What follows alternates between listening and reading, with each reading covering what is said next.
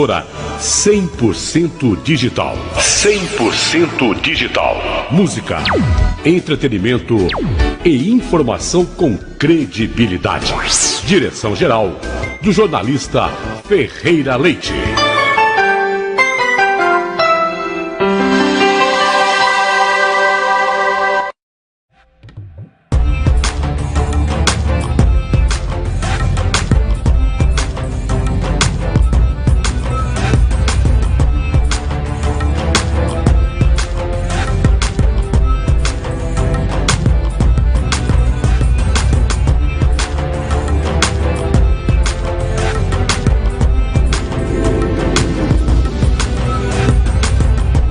Touchdown.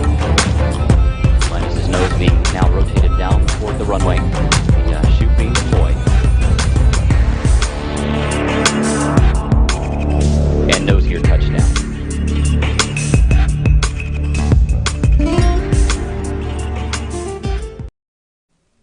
Bom dia. Alô, não está saindo? Bom dia, amigos telespectadores da TVI, falando de São José dos Campos para o mundo, sexta-feira, hoje. Gente, um frio danado em São José dos Campos, uma manhã invernal, onde o banhado parecia um oceano, assim, aquela baía, assim, e o sol raiava sobre aquela névoa, dando aquele brilho interessante, fazendo até uns arco-íris aí. Olha, eu vou te contar, viu? Me lembrou dos meus tempos de criança. Mas hoje nós estamos falando o programa Visão de Futuro, em que nós mostramos o que vai ser no futuro.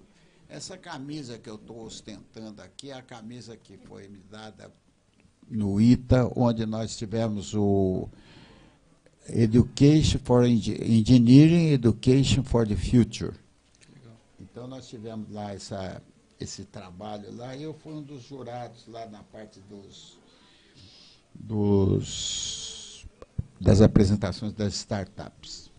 Bom, amigos ouvintes, nós estamos falando de São José dos Campos para o mundo. Quando eu digo para o mundo, tem o Eno em Nagoya, tem o Marcel na Suíça, tem a Meire Nunes na Flórida, tem a Karen lá na Geórgia, tem a Mila lá na Texas, tem o Marco Munhoz no Chile, tem o Sebastião Camus na Argentina, o Gustavo na Argentina, enfim, uma série de pessoas que nos ouvem pelo mundo afora aí. E é interessante que o jornal é às 8 horas que eu faço. Eu estou meio assim hoje, por causa que eu estou meio assim. Não ligue, não. O que acontece? Nós temos que trazer as novidades. Quando você tem o desenvolvimento de uma área, você tem 4 pilares. Primeiro é a água, segundo o homem, terceiro a energia e quarto a comunicação. Sem esses 4 pilares, você não vai para frente. E num desses pilares tem o problema da energia. A energia é uma coisa que o homem procurou sempre dominar. A hora que ele produziu fogo nas cavernas, ele já estava dominando uma parte da energia. Agora, um dos grandes problemas do homem é como acumular a energia. Esse é um desafio tradicional do homem, né? O mais antigo jeito de fazer a acumulação da energia, por causa disso que o pessoal chama acumulador, a bateria chama de acumulador, é a energia hidrelétrica, em que você põe uma quantidade de água e essa água gira uma turbina, essa turbina produz a energia elétrica e vai para frente. Então, aquela água é a melhor forma que tem de você fazer energia, é essa, porque você faz a quantidade que você precisa na hora que você quer. As outras energias são muito complicadas. Então, por exemplo, hoje nós temos o carro elétrico que está vindo aí, né? O carro elétrico ele precisa da energia. Aonde acumular energia? Na bateria, mas a bateria se desgasta, ela se descarrega. Como carregar a bateria? Como carregar, por exemplo, no carro comum, a explosão, a bateria está na gasolina que você põe, ou no álcool, etc. Está armazenada ali. Então, nós vamos hoje discutir sobre os diferentes tipos de armazenamento da energia. Por exemplo, a energia do vento, a eólica, é muito boa, mas a hora que tem vento forma energia. E a hora que não tem, o que você faz? Fica sem energia? Esse é um problema. Bom, hoje, como nós falamos do futuro, vamos ver como nós vamos fazer as energias do futuro e a base do futuro. Para isso, nós trouxemos o André. André, apresente-se. Sim, sim. Em primeiro lugar, muito bom estar aqui com vocês, os ouvintes, que nos acompanham em todo lugar do mundo. Como o senhor Ciro disse, energia é tudo, é um pilar da humanidade, né? Sem energia, nós não somos nada. Me apresentando, eu sou meu nome é André, sou físico, sou cientista, fiz mestrado, fiz doutorado, e hoje eu tenho uma startup que eu trabalho com geração de energia limpa e sustentável, tanto para carro elétrico como também para a questão de aviação. E quando nós falamos em energia, nós temos que pensar em produzir energia de forma limpa e sustentável, já que isso é um clamor aí dos novos tempos, né? E até mesmo para evitar essa questão do aquecimento global. Então faz parte do nosso escopo trabalhar sempre com essa questão, energia limpa e sustentável. Porque assim, existem vários tipos de formas de geração de energia que nem sempre são limpas. Então nós precisamos focar nisso. Então, os meus estudos e as minhas pesquisas, como físico e cientista, procura trabalhar com essas formas. Vou citar alguns exemplos. O hidrogênio verde hoje, que está muito bem falado, e que também é um potencial muito bom para a questão de carros elétricos ou carros híbridos, né? Depois nós podemos aprofundar um pouco mais como utilizar o hidrogênio e principalmente como produzir ele. Também nós trabalhamos com a questão de energia eólica, só que não naqueles campos de estações lá no Nordeste e tal, né? Como trazer isso para o nosso dia a dia. E como o senhor bem colocou, né, essas formas de energia, seja a energia eólica ou mesmo a energia solar, elas são energias intermitentes. Porque hora venta, hora não venta. Então nós temos que arranjar maneiras de conservar essa energia, seja através de acumuladores, baterias ou outros sistemas. O sol, por exemplo, a gente sabe que ele tem uma questão que ele ilumina só durante o dia. Porém, pode ter um tempo nublado e aí você diminui a eficiência energética. Então, assim, nós estamos em um tempo muito bom, que a gente procura formas de gerar energia de forma limpa e sustentável. E também outro motivo que é bom também, que proporciona tudo isso, é a emergência de encontrar essas soluções limpas por uma causa gritante, que é a questão ambiental. E é interessante estar acompanhando você, a Viviane Érica. É isso, Viviane Érica. Que vai me ajudar a entrevistar você, porque eu sozinho não sei, então eu pedi para ela vir me ajudar. Que bom, Ciro, que bom estar com vocês aqui hoje, nessa manhã incrível, novamente com o Ciro Bodessan, agora com o André Bonaventura, né, André? André vem trabalhando junto comigo aí, muito, Ciro, esses arranjos produtivos locais, onde a inovação é o que grita. São empresas, são pessoas, são startups, são movimentos, e eu gostaria de trazer, André, as soluções energéticas para o contexto da inovação. Por onde começar? Eu sou uma empresa, sei que minha eficiência energética precisa ser melhorada, não está boa, e preciso encontrar maneiras de gerar mais energia para a minha produção, por exemplo. Por onde a gente pode começar? Excelente pergunta, Vivi. Acho que o melhor caminho é a gente olhar ao nosso redor. Então, por exemplo, uma empresa, uma indústria que tem uma matriz térmica, por que não aproveitar essa energia que muitas vezes ela é dispersada através do trocador de calor? Uma empresa que tem nos seus processos muito vento, por alguma outra consequência, por que não colocar um mini gerador de energia eólica? Então, acho que começar a pensar nesse contexto de energia é olhar ao redor. O que eu tenho disponível? Porque, assim, nós estamos num mundo onde nós não podemos mais querer ficar importando energia de fora. Porque o próprio transporte também causa perdas. Então, a ideia hoje é produzir energia no local. É lógico que muitas vezes a empresa em si, ela precisa passar pelo processo de descarbonização e não tem aonde inovar. E aí que entra a questão de crédito de carbono. Então, ela pode comprar um crédito de carbono de outro local que produz energia limpa para compensar suas emissões. E hoje é tão importante a energia que, por exemplo, o Elon Musk, ele mandou a SpaceX lá em cima, e foi um sucesso essa ida da SpaceX lá em cima. E agora ele está falando que dentro de 3 anos ele vai mandar um foguete para Marte. É legal.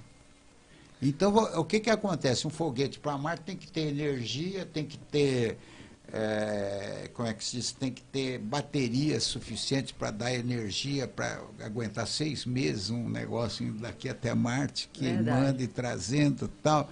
Então, será que vai hidrogênio? Será que vai ser energia de lítio, etc.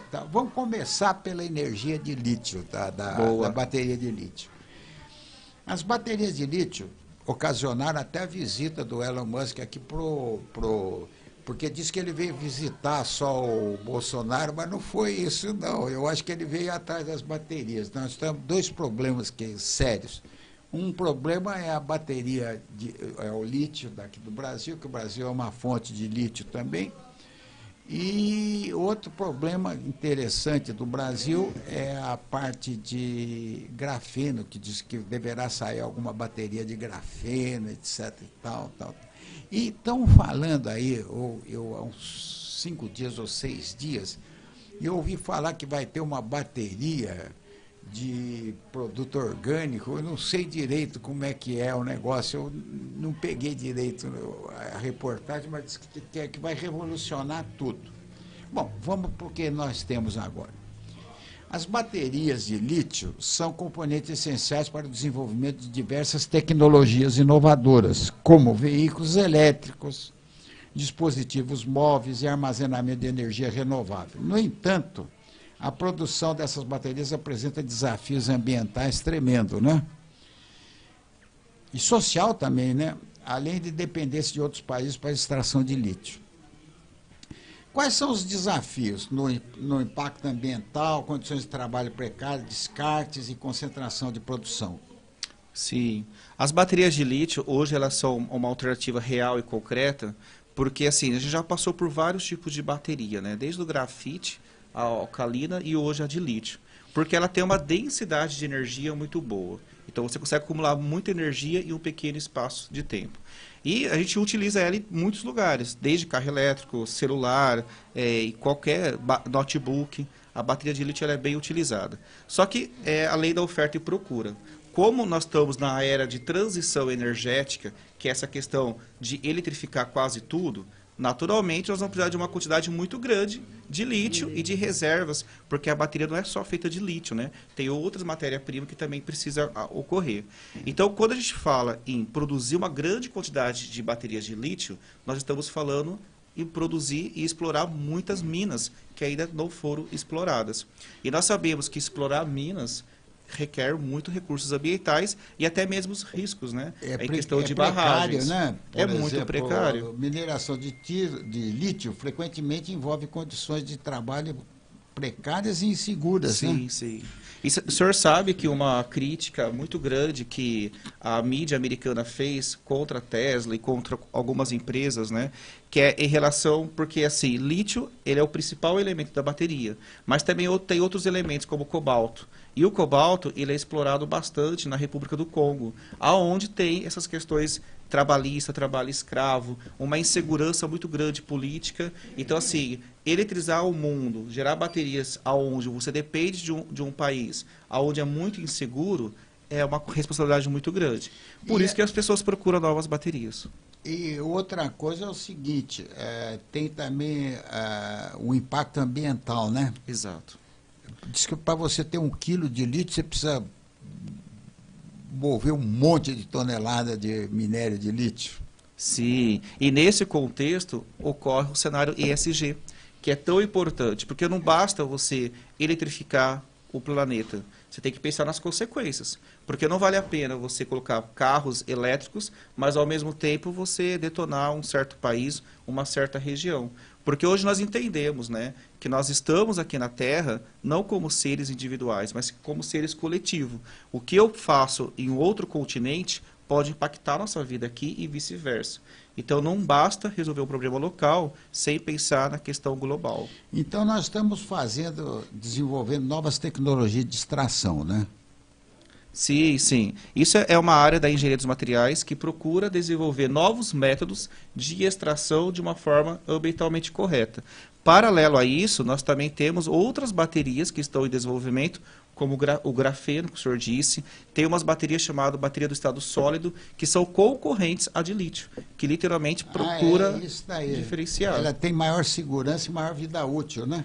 Sim, sim. Como todo o processo de pesquisa e desenvolvimento, ele envolve muito tempo em pesquisa, em melhorias na qualidade, para poder chegar num produto confiável. E tem bateria de outros tipos de materiais sem ser o lítio? Tem. Hoje mesmo tem muitas, só que em fase de teste. Por exemplo, a China falou de uma bateria à base nuclear. Só que a potência que ela gera é pequena demais. Então, por exemplo, ela dura 50 anos. Então, assim, é o potencial. Inclusive, a revista FAPESP, que é aqui do Brasil, né, ela publicou um artigo sobre isso, falando exatamente disso. Só que, assim, nós temos que ter a noção que a bateria, como o senhor comentou no início do programa, ele é aonde você guarda a energia. Então, assim, aonde você vai usar essa energia? Essa que a China criou, que é uma bateria nuclear, a potência é baixa. Então, ela é muito boa para aparelhos auditivos, para marca-passo, mas ela é ineficiente ainda para carro elétrico. Ou seja, existem alternativas. E tudo isso, Ciro, passa por aquilo que eu e a Viviane trabalham bastante, que é a questão de desenvolvimento tecnológico. Você parte da pesquisa, desenvolve, valida e chega no mercado. Isso nós falamos que é uma jornada, né, de desenvolvimento. Agora, aqui no Brasil, aonde que é extraído o lítio? Tem o projeto Sal do Norte, do Piauí, né? Que é o maior projeto de lítio do Brasil, com capacidade de produção estimada em 335 mil toneladas por ano. Sim. Tem o projeto Araçuaí, em Minas Gerais, que é o segundo maior projeto de lítio no Brasil, com capacidade de produção estimada em 277 mil toneladas por ano. E o projeto Jurucuá, no Amazonas, é o terceiro maior projeto, com capacidade de produção estimada em 220 mil toneladas por ano. Exato. Esse daí não é o sal, né, do sal. Tem o sal também, né, que vem da Bolívia e da Argentina. Tem o sal dos Andes lá, das salinas. Sim, sim. Porque assim, a lítio e toda a tabela periódica, na verdade, né, elas são quase sempre extraídas da natureza e alguns feitos em laboratórios, né. E, de fato, o Brasil, por ter um país grande, também tem as reservas, como o senhor citou. Só que, ao mesmo tempo que o Brasil tem reservas de minerais e materiais, o Brasil também contempla fontes de energia limpa. Então, quando a gente olha para o Nordeste, especialmente no nosso litoral, nós temos muito forte a geração de energia eólica. Então, nós temos parque de geração de energia eólica. Quando a gente olha para o Nordeste, não apenas no litoral, nós temos grandes áreas secas onde você pode implementar energia solar. Então, assim, hoje o Brasil, e aí isso é interessante de entender que bateria, de fato, é uma coisa importante para o desenvolvimento e para a eletrificação, mas neste contexto, o norte e nordeste do Brasil, devido que sempre tem vento e sol e tudo mais, ele está sendo apontado pelo mundo todo como produtor de hidrogênio verde. Por que isso? Porque você consegue, em vez de usar uma bateria que é grande, pesada, limitada, você pode pegar aquela energia renovável, transformar em hidrogênio, armazenar em um tanque, e aí depois converter novamente em energia. Ou seja, a célula de hidrogênio, que isso que é o legal, que nós estamos acompanhando, né, Viviane? Isso. Ela é uma alternativa, inclusive, para as baterias de lítio. Porque quando nós pensamos em carros de hidrogênio, nós não estamos falando que o motor elétrico deixa de existir. Pelo contrário, a tecnologia que já foi estabelecida pela indústria automobilística elétrica, ela vai permanecer. A única diferença é a questão do núcleo, onde você armazena energia. Em vez de armazenar em lítio, que é um problema, que tal armazenar em hidrogênio? E é isso que o Brasil está tentando, né, se encaixar e ser um líder E mundial. eu vejo, por exemplo, os carros do futuro como o botijão de gás. Exato. Você vai ter locais onde tem. Porque o hidrogênio, qual é que é o grande problema do hidrogênio? O hidrogênio é muito leve, é o menor peso atômico da É o substância, primeiro elemento né? químico da tabela periódica. Então ele é muito leve. Então ele passa pelas outras moléculas, ele vai embora. Exemplo típico. Por exemplo, você enche de hidrogênio uma bexiga. Seu filho vai lá, pai, me compra aquilo ali. Então ele compra, você compra. Daí você dá a bexiga, ela, se você soltar, ela vai lá para cima, porque ela é mais leve, vai mais para cima longe. possível. Mas se você botar ela presa na sua casa, né, prender aquele barbante, chega no dia seguinte, ela está lá embaixo murcha, porque as moléculas de hidrogênio passaram pelas moléculas da borracha e foram embora. É isso mesmo. Não é? Exatamente. Esse é o desafio, né? Toda tecnologia, ela tem desafios intrínsecos associados a ela.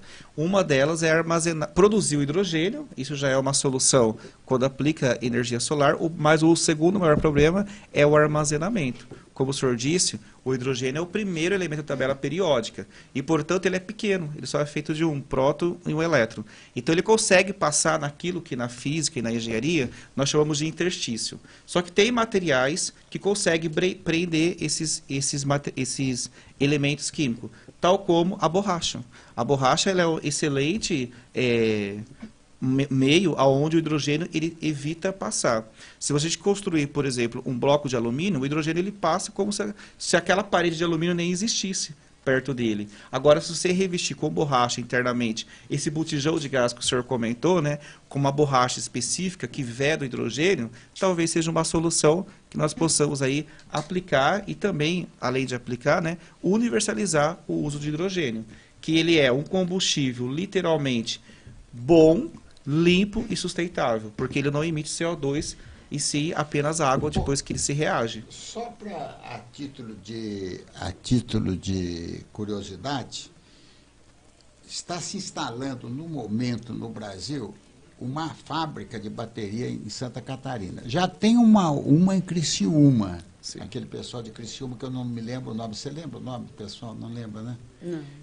Tem o pessoal de Criciúma que já tem uma fábrica lá, que eles fazem vários tipos de bateria de lítio, com vários outros elementos, etc. Tal.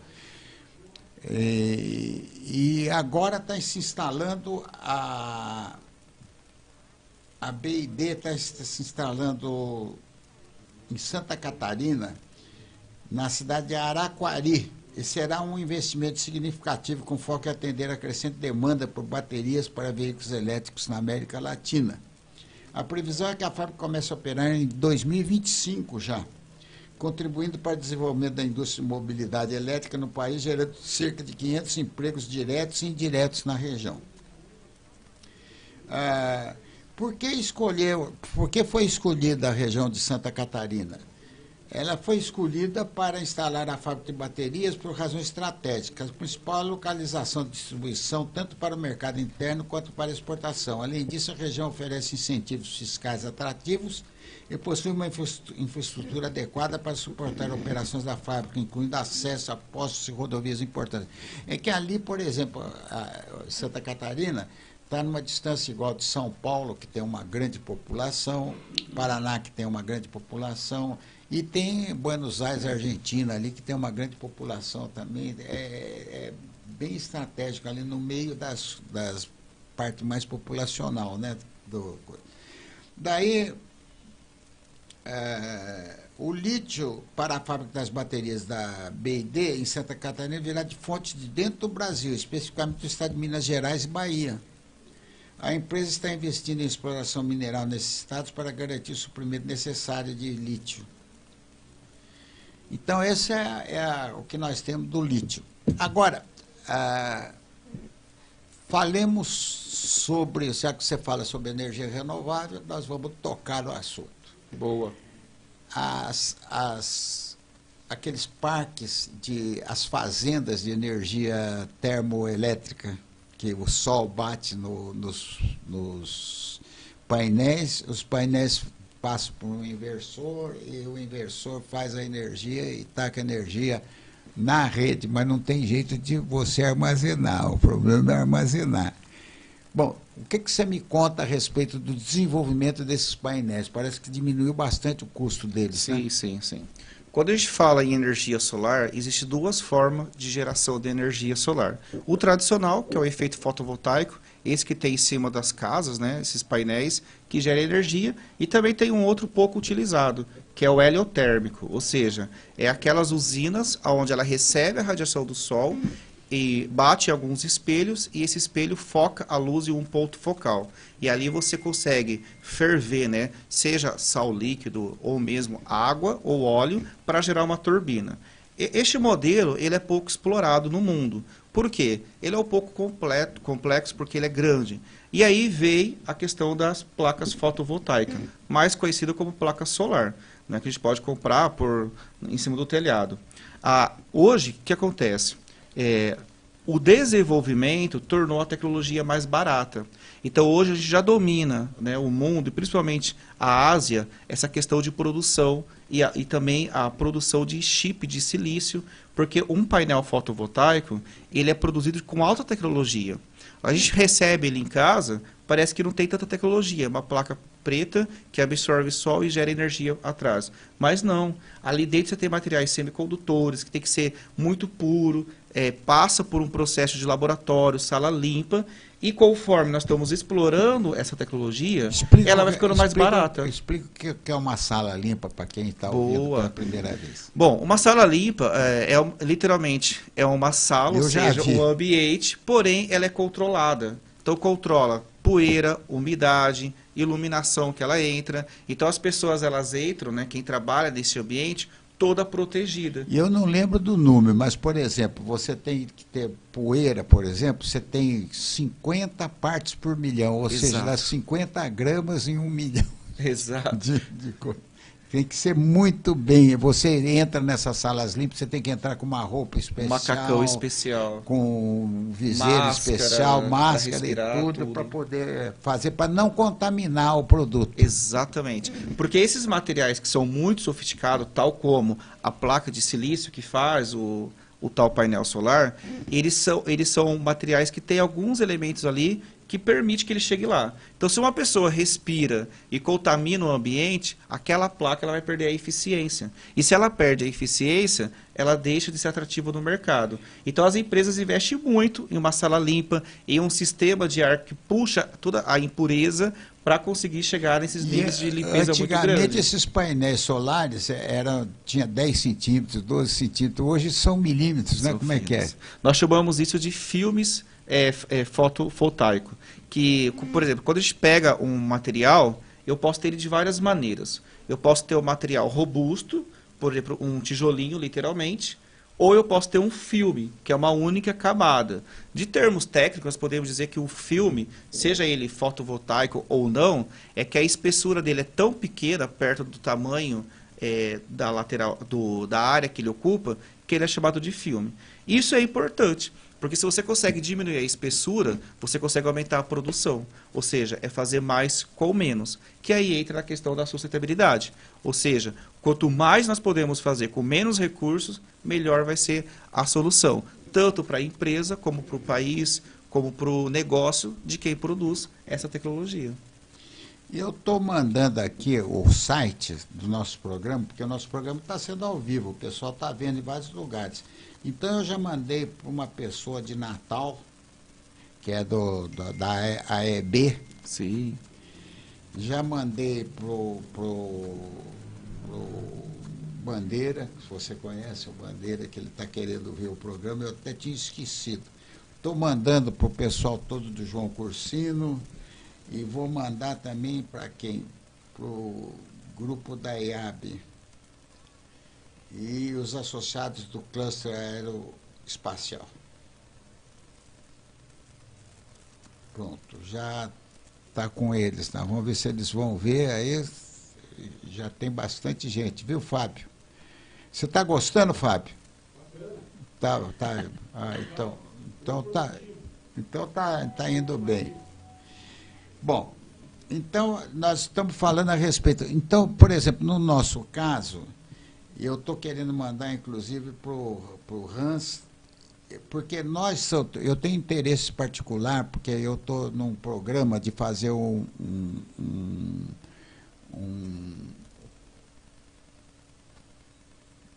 uma aeronave que seja de quarta geração, um dirigível de quarta geração, tipo o Hindenburg. Legal.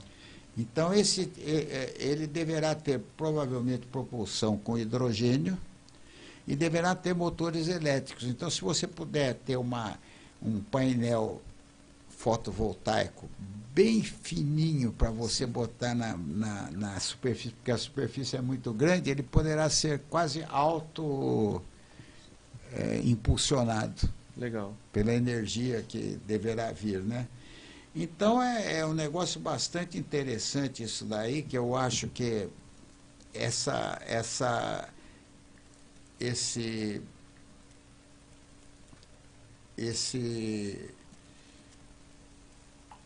painel está sendo muito interessante para que o pessoal veja isso daí. E vai ter muitas utilidades também, né? Você já pensou fazer a telha no futuro, já com esses painéis nas telhas, já vem tudo pronto? Sim. Já.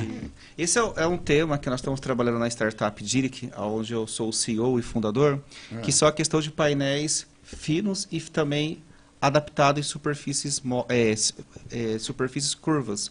Que hoje um painel fotovoltaico, você compra a placa e ele é rígido e ele também só serve para colocar em superfícies planas. Então, por exemplo, em um dirigível, então na asa de um avião ou na lateral de um carro, nós precisamos desenvolver soluções onde esses painéis eles não são literalmente rígidos e planos, e sim adaptados em superfícies curvas. Então, na startup Diric, nós estamos trabalhando com essa tecnologia. Como adaptar esses painéis fotovoltaicos finos em superfícies curvas. Esse é um ponto bem interessante. E já que o senhor comentou, né, que a ideia é trabalhar com hidrogênio e propulsão, eu queria fazer aqui um alinhamento, né, com quem nos ouve, né, a questão do hidrogênio. Hoje o hidrogênio ele é muito falado, né? Só que a gente tem hidrogênio na água, no ar que nós respiramos, em tudo que é lugar.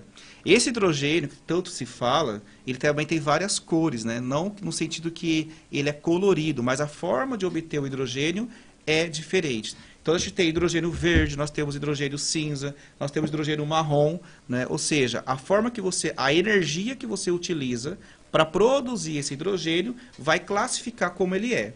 O mais tradicional e que todo mundo procura desenvolver é o hidrogênio verde, aonde a obtenção do hidrogênio verde ocorre dentro de um reator através de um processo chamado eletrólise,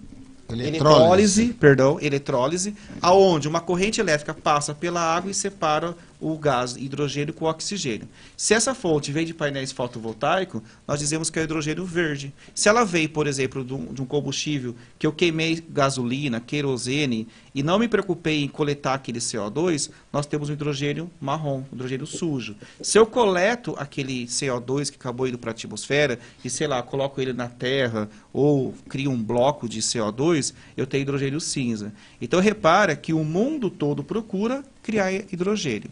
Bom, hidrogênio é isso, mas por que ele é importante, né? Como que ele pode ser esse combustível do futuro? Uma vez que você produz hidrogênio, de preferência o hidrogênio verde, eu posso aplicar ele numa coisa que nós chamamos de célula de hidrogênio, ou seja, célula de combustível de hidrogênio, aonde eu pego aquele hidrogênio e eu transformo ele em energia elétrica. E essa energia elétrica eu posso aplicar, por exemplo, em um motor, fazendo a propulsão. Eu queria dar um pitaco aí. Ótimo. O hidrogênio, que é H2, é um combustível. Exato. O oxigênio é um comburente. A hora que você junta os dois, você tem que ter uma fonte de energia, um calor, para que os dois se combinem e formem uma energia muito maior. E a hora que você forma essa energia maior, você forma água. Então, o que vai sair no escapamento do carro vai ser água. Perfeito. E o interessante é que se você reúne um combustível e um comburente para formar a água apaga o fogo. É interessante isso, né?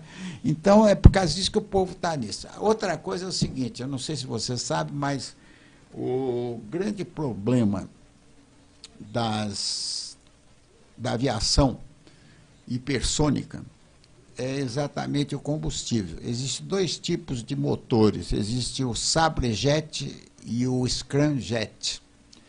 O grande problema é você entrar você tem o hidrogênio, vai dentro do foguete. E o oxigênio você pega do ar. Mas ele, para andar bem, para andar 10 mil km por hora, ele tem que ir a 60 km de altura.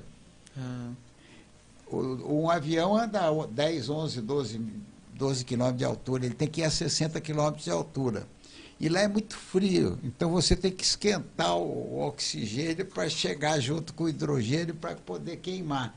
Então tem uma série de ciências, esse motor Scramjet é uma das pesquisas que tem o Sabrejet também, que é o Sabre, que é um outro tipo de motor para aviação. Mas esse avião, para você ter uma ideia, eu fui fazer uma palestra, quem era para ir fazer era o Marcos Pontes, não pôde ir, daí me chamaram correndo para fazer uma palestra, e eu tive com o pessoal da NASA e com o pessoal da ESA, e eu tive que abrir coisa, eu não sabia nada sobre pessoas. Então eu falei lá, etc, e eu aprendi muito com o pessoal. Mas vai ter um avião que você vai sair da Austrália e vai até Paris, ou Londres, ou na Bélgica, ou então até Nova York, da Austrália até Nova York, em 2 horas. Uau! Então você pode sair cedo lá da Austrália, ir para Nova York, ou ir para a Europa em 2 horas, faz o que você precisa fazer lá e volta ainda para dormir em casa. Dizem os especialistas, os doutores da NASA e os doutores da ESA e tal, diz que em 2035 nós já vamos ter um avião que vai fazer isso. Não sei. E eu não posso dizer nada porque eu vou te contar uma coisa. Eu vi tanta coisa nesse mundo de tecnologia que a gente, por exemplo, eu achava que a inteligência artificial ia chegar em 2030, chegou em 2024. Então a gente não sabe como é que vai funcionar. Mas continuemos aí, é só um detalhe para o pessoal saber da importância desse tema que nós estamos fazendo. Outra coisa é o seguinte, você que está falando, esse assunto técnico não me interessa, você está azarado na vida. Porque eu vou contar uma história para vocês também. Eu tenho um neto de 6 anos que ele mora em Abu Dhabi, ele está numa escola inglesa. Então ele chegou para a mãe e falou assim, mamãe, como é que é feita uma estrela? Olha só. Com 6 anos. Como ela é engenheira e casada com o marido que é doutor em hipersônica, ela falou assim, olha, o negócio é o seguinte, era um monte de poeira, de gás e tudo, etc., que eles foram num determinado lugar e se condensaram. A hora que eles se condensaram e ficaram mais sólidos, com os fundos sólidos, e na parte assim,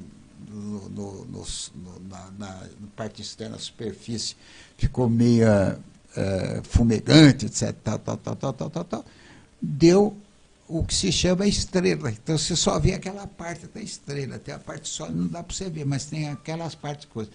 E os planetas são explosões que soltam assim de repente. Então, olha o que você tem que fazer. O meu genro, constantemente, ele vai no Google e nas coisas para responder as perguntas que o menino faz.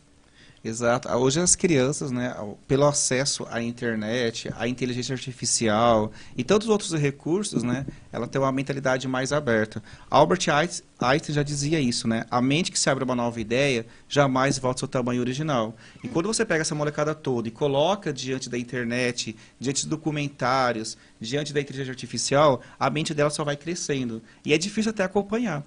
E por isso que talvez essas tecnologias que hoje parecem impossível, talvez elas tornem-se reais. Porque essa molecada está vindo com muita força, e aí com essa toda a tecnologia, toda a inteligência artificial e toda a facilidade computacional, pode promover sim grandes avanços, né? Então, assim, eu creio muito que nos próximos 10, 15 anos, nós vamos ter grandes coisas acontecendo. Assim como, né, eu lembro que quando surgiu a internet, lá em 90, e depois tornou um pouco mais popular, a gente achava que a internet já era o auge, né? E hoje nós fomos surpreendidos com a IA, com a inteligência artificial. Então, em breve, a gente vai ser surpreendido por outras coisas. Ele chegou e perguntou para mim assim, vovô, o que é um holy, eu acho que é holy, hot walk, um hot star, uma coisa assim. Eu falei, o que é, hein? Que é isso? Ele falou assim, é a ponte que liga 2 buracos negros. Eita. Eu falei, e o que acontece? Lá tem velocidade maior que a velocidade da luz, vovô. Olha só. Hã? Wormhole, exatamente, wormhole. Lá tem maior que a velocidade da luz. Você anda por lá, você vê as cores diferentes, tipo arco-íris, assim, é um negócio diferente, vovô, não é assim. O senhor precisa saber mais sobre isso. Ai, Deus.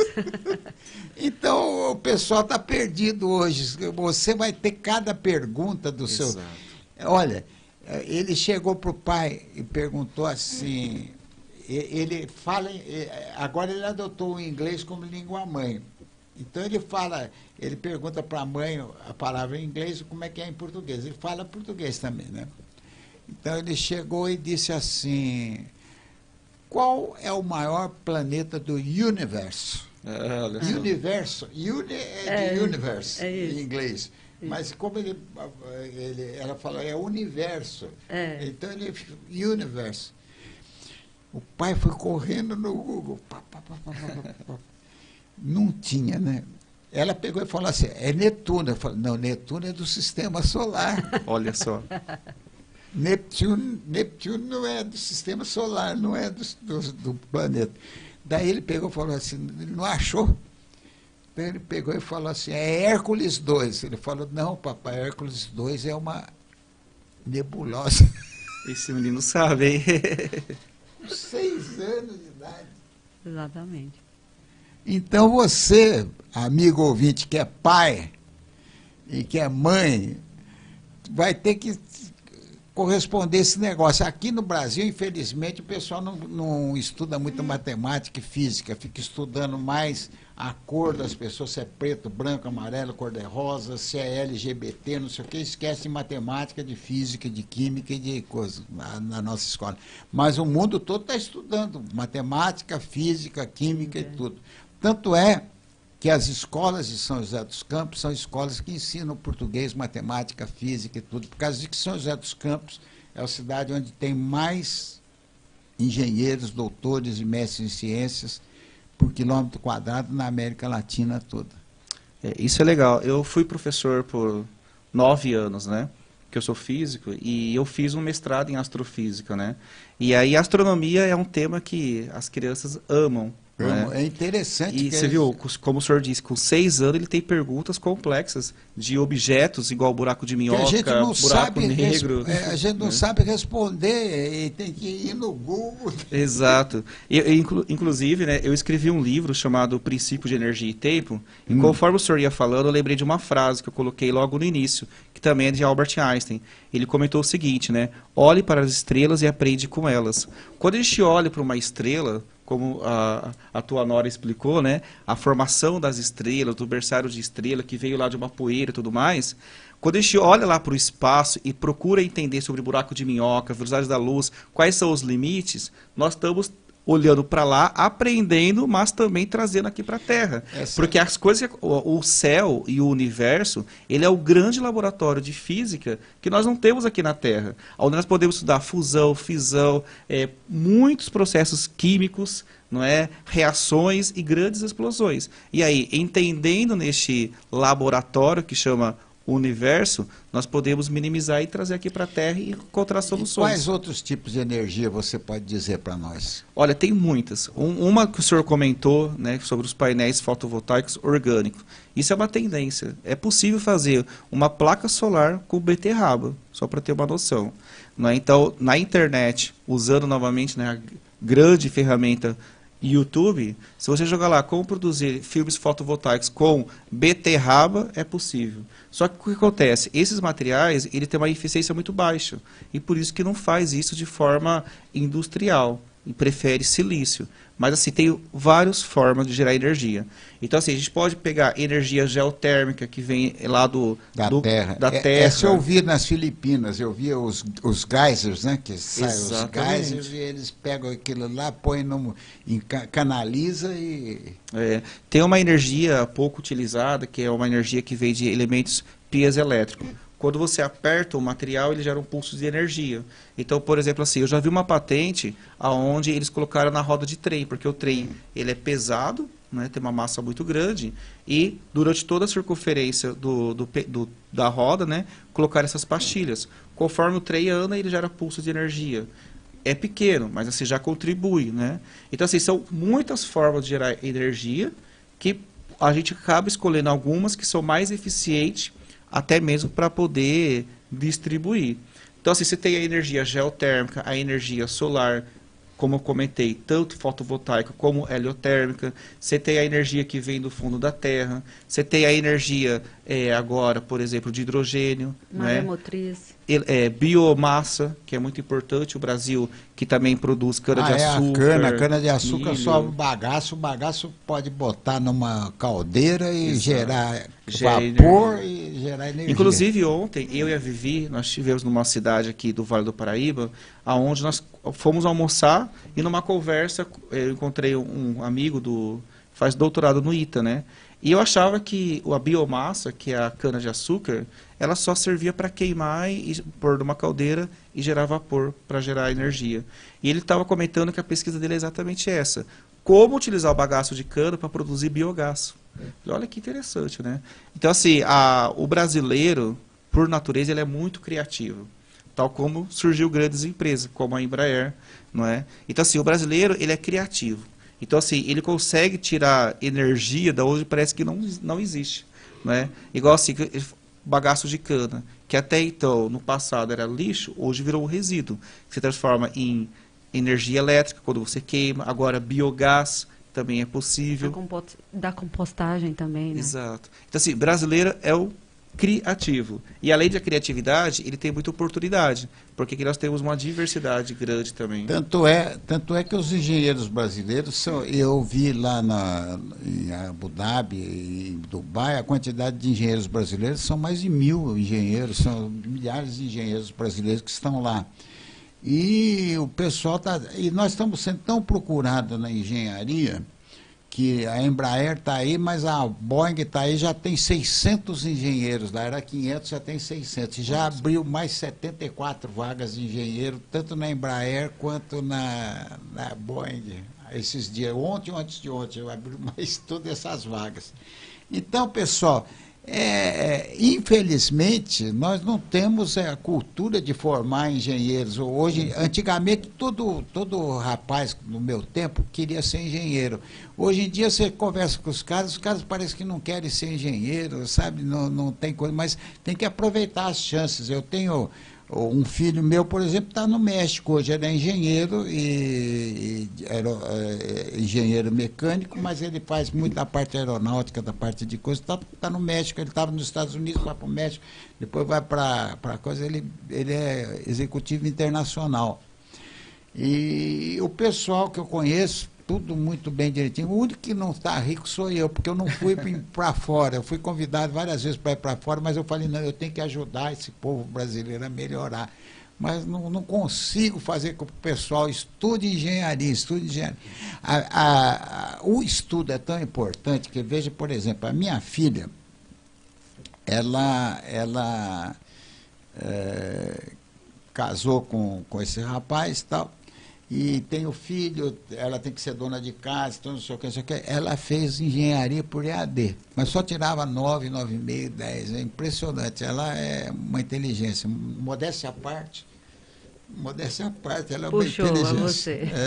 Não, eu não sou tão assim, não, sou um pouquinho menos. Mas o que acontece é o seguinte, eu falei assim, bom, tá bom, ela já é engenheira, tá bom, né?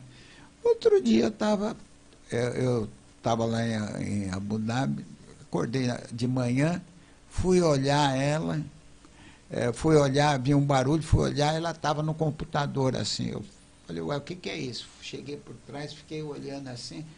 Ela está fazendo mestrado em Data Analytics na Politécnica, por EAD. Mas eu falei, por que você estuda? Não, se algum dia eu precisar trabalhar, eu vou trabalhar. Mas ela tem que responder para os filhos as coisas, ela tem que se preparar para conversar com os filhos.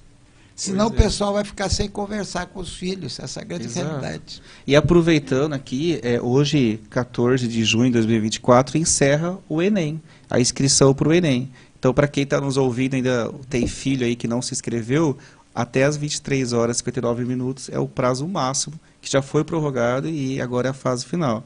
Então, assim, para entrar na universidade brasileira, o Enem é uma boa oportunidade. Então, quem não se inscreveu, corre lá e se inscreve. Então, eu vou deixar você fazer um comercial. Como é que você faz para vender o seu livro? Como é que o pessoal pode fazer para adquirir o seu livro? Mostra o seu livro aí. Boa. Este livro, ele é um livro gratuito, né, porque o foco dele é difundir ciência e tecnologia, especialmente perguntas interessantes, tal como a sua neta, o seu neto diz, né? Isso. Aqui eu falo sobre matéria escura, energia escura, relatividade, teoria quântica. Aí é só entrar lá no meu perfil, né, André, no Instagram, André Bonaventura. Lá vai ter o link para você fazer download, né, em PDF para você ler. E se você quiser adquirir, né, aí é só mandar lá um direct para mim no Instagram e aí a gente pode conversar para poder chegar até a tua casa. Então, este é um livro interessante. Seu telefone, dá o telefone. Ok. Eu sou aqui de São José dos Campos, né? Então, por isso, o DDD é 12, repetindo, 12, 98177-4699. 98177-4699. E meu nome é André Bonaventura, estou lá na rede social. E se você preferir, também tem o site www.materiaescura.com. materiaescura.com, que você pode ir direto lá para fazer download deste livro. E falando em livro, eu queria mostrar também esse livro que você pode também adquirir, conversando comigo aqui. O meu é 129971117197, que eu encaminho aos escritores, chama Cultura de Ciência. Mostra como a Embraer chegou às reflexões sobre o sucesso da Embraer. Por que a Embraer teve esse sucesso? Então, são pessoas, o Manuel de Oliveira ele era vice-presidente na época que nós tivemos a privatização da Embraer. Ele que fez os planos da privatização por Osíris. O Emílio Matsu, que é uma pessoa também bastante que trabalhou nos projetos da Embraer. Tem o Fulvio Delicato, o Kleber Graça, o Edson Henriques Júnior, o Fulvio, ele trabalha na parte de certificação hoje. É um livro muito interessante, se você quiser adquirir, é só telefonar para mim e ver. É importante, sabe? O que acontece é o seguinte, o pessoal tem inteligência artificial hoje. A inteligência artificial, o que é? Na realidade, ela é chamada de inteligência artificial, mas isso aí é um nome muito... para impressionar. Ela é um grande relato estatístico, é uma estatística muito grande. Ela pega, por exemplo, um monte de informações que existe, pega as informações que você quer, põe numa determinada ordem e dá essa ordem para você. Exato. Então, mas nem sempre o que vem, porque o que tem no mundo tem coisa errada também. Exato. Então, você tem que ter o discernimento de ver o que a inteligência artificial falou para você, para ver se está certo ou está errado. Você tem que ter seu juiz da coisa. Concorda comigo? Concordo plenamente, porque acho que o ser humano em si, a mente do ser humano, ela é insubstituível. E, inclusive, como o senhor comentou, né, a IA, a inteligência artificial, ela é o compilado daquilo que foi falado. E a gente sabe que o conhecimento científico, ele evolui com o passar do tempo. Não é? Porque vão descobrindo novas coisas, validando novas ideias, teorias, conceitos, e automaticamente vai se evoluindo. Então, assim, nós temos que tomar muito cuidado quando utilizamos a inteligência artificial para nunca deixar o bom senso humano. não é? A análise, a crítica daquilo que está sendo entregue e não assumir como verdade. Porque assim, eu vejo a inteligência artificial, Ciro e Vivi, como uma ferramenta para o nosso meio e para o nosso trabalho. Porém, ela não substitui o ser humano. É sempre necessário ter uma revisão, né, daquelas informações, se elas estão corretas, se elas fazem nexo, né? Porque só assim a gente vai poder evoluir. Ô, Fábio, já está na hora ou como é que está? Você que está...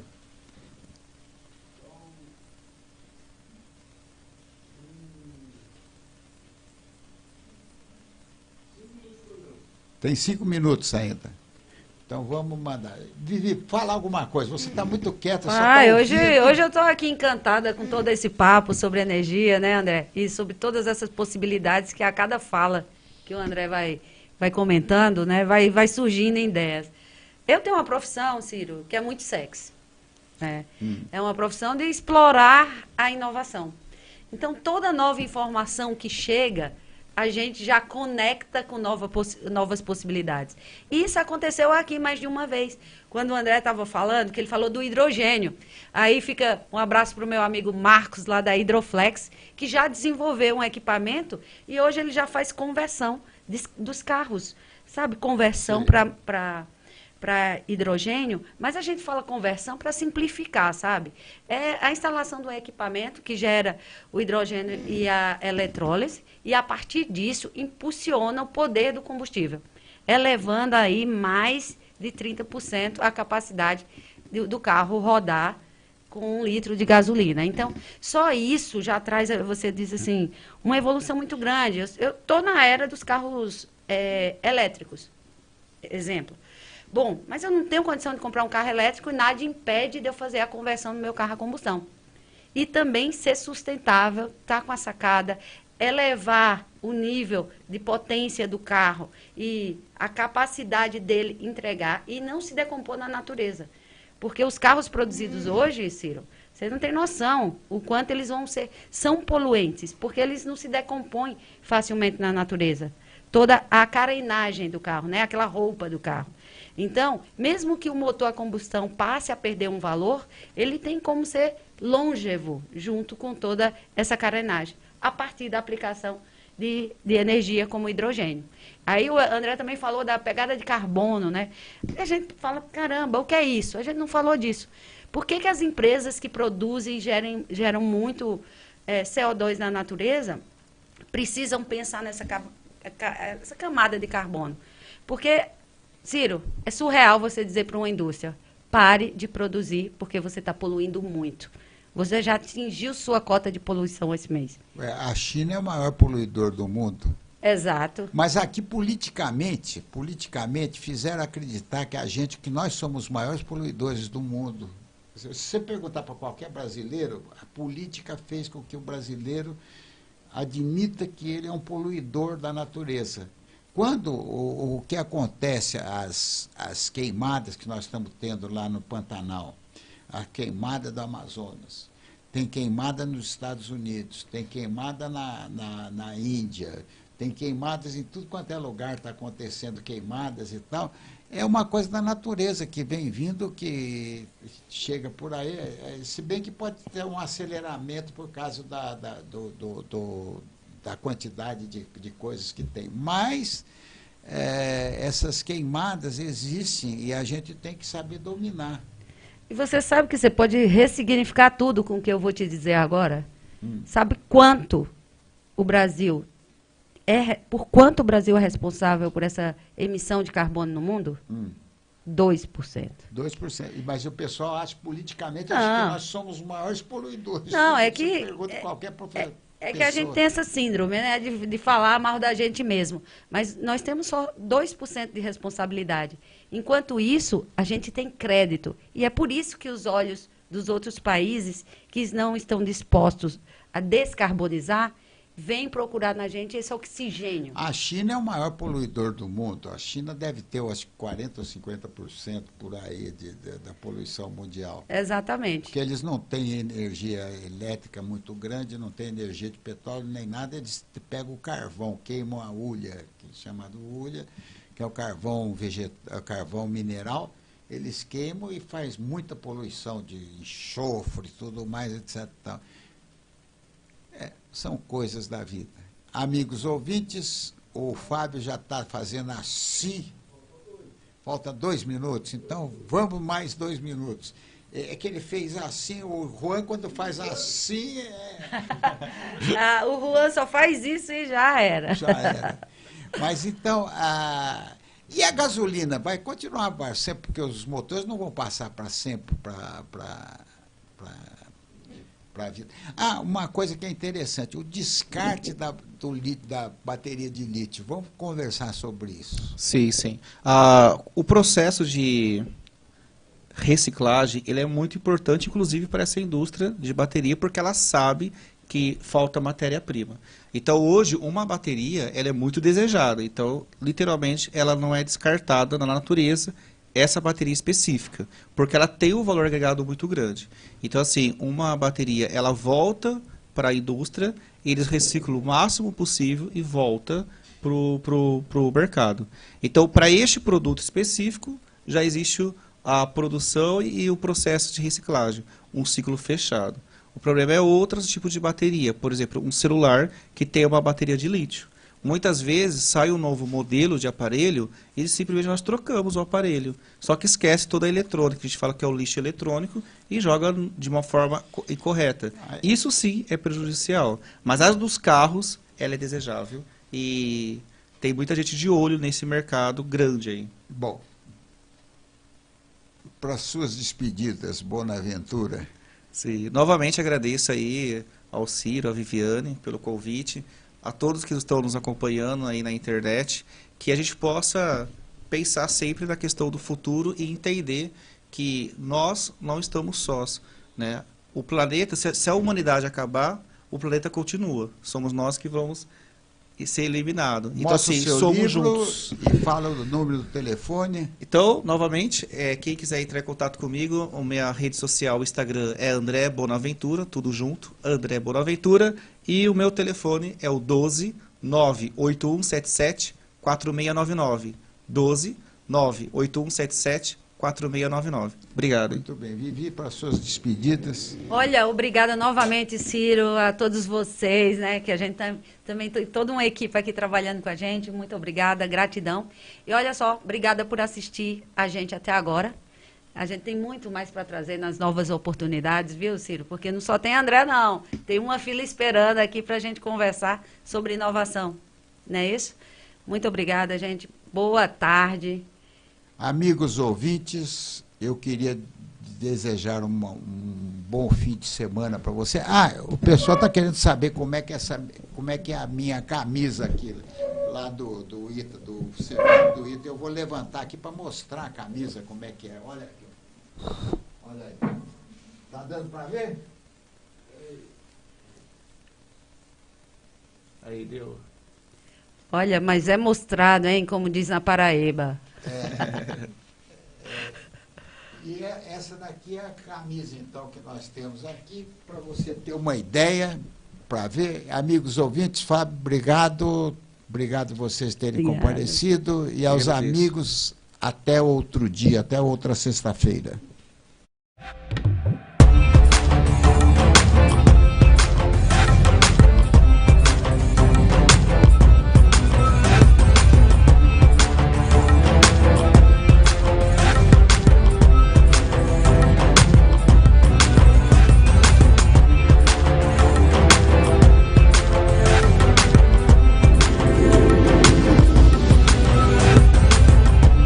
Touchdown. Linus's nose being now rotated down toward the runway. The chute being deployed. And nose gear touchdown.